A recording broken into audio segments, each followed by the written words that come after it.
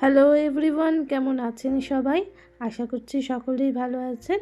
আমরাও ঠান্ডা গরম মিলিয়ে ভালো আছি। বেদাংশিকা একটু ঠান্ডা লেগেছে, যাই হোক, তবু এখন ডক্টর দেখিয়ে অনেকটাই সুস্থ।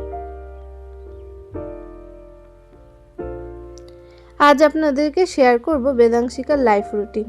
বেদাংশিকা প্রতিদিন কিভাবে আমাদের সাথে সময় কাটায় ও সারাদিন কি করে না করে সেটাই আপনাদের সাথে আজকে শেয়ার করছি। এই যে বেদাংশিকা ঘুম থেকে ওঠে, তারপরে দদ খায়, দদ খেয়ে কিছুক্ষণ আমার সাথে সময় কাটায়। হ্যাঁ, আমি আর বেদাংশিকা এই সময়টা একান্তই পার্সোনাল টাইম কাটাই। ও আমাকে খিমচি দেবে, খুনসুটি করবে আমার সাথে, একবার পড়ে যাবে, একবার বসবে, এসব দুষ্টুমি চলতেই থাকে। এসব করতে করতে আমার সাথে ওর সকালটা কেটে যায়। এবং সকাল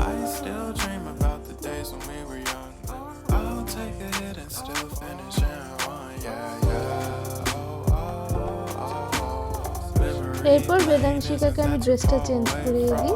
এরপর ওর ন্যানি আসে, ওর ন্যানি এসে ওকে তেল মালিশ করিয়ে বেদাংশিকাকে স্নান করিয়ে।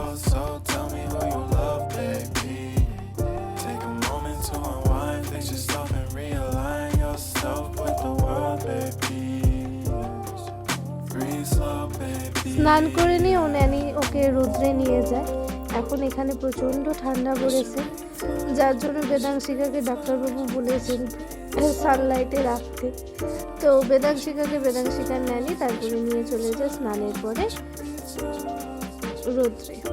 রোদ তো তাপিয়ে এসে আরও সবার সাথে গল্প গুজব সেরে এসে ম্যাডাম চলে আসেন তদারকি করতে। হ্যাঁ, বাড়িতে কে কী করছে, কীভাবে কী হচ্ছে, রান্নাবাড়ি সব ঠিকঠাক হচ্ছে কি হচ্ছে না, সব তদারকি উনি করেন।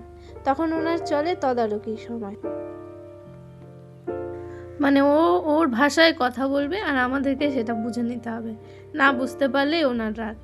হ্যাঁ, ও আবার রোজ ভিডিও কলে ওর মাসিমণির সাথেও কথা বলে, সেটাও আবার ওর ভাষাই বলতে হবে, না হলে এই যে দেখুন, যেমন হামা দিতে দিতে জেদ করছে, অমন জেদ করে। জেদ হয়েছে ওর কিন্তু প্রচুর। এরপরে ও আস্তে আস্তে হামা দেওয়ার চেষ্টা করে। এটাও অনেক দিন ধরেই শিখেছে, একটু একটু করে হামা দিয়ে বিছানার ওই পার থেকে ওপারে আসে। তো এই বেডের সাইডেও কখনো চলে আসে, সেটা একটু রিস্কি লাগে আমার কাছে, তবু কি করব বলুন, ওকেও তো নতুন কিছু শিখতে হবে, তাই না? এরপরে ও আস্তে আস্তে হামা দিয়ে চলে আসার চেষ্টা করে। তারপরে ও দুপুরবেলা একটু দদ খায়, দদ খেয়ে আবার একটু রেস্ট নিয়ে তারপর আবার বিকেলবেলা ও ন্যানির সাথে গল্প করে। তার মাঝে আমি আর বেদাংশিকার বাবা চলে গেছিলাম একটু মার্কেটিংয়ে করে এসে আমরাও বিকেলে খেয়ে দিয়ে একটু রেস্ট নিয়েছি। এই যে চলছে বেদাংশিকার সাথে বেদাংশিকার ন্যানি, হাসি মজা এইসব। ও একটু এন্টারটেনমেন্টই ভালোবাসে।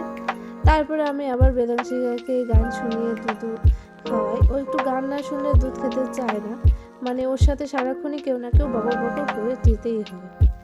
এভাবেই ওর সারা দিনটি চলে। আজ তবে এটুকুই থাক। ভালো লাগলে লাইক, কমেন্ট, শেয়ার করে অবশ্যই জানাবেন। আজ চলি, টাটা।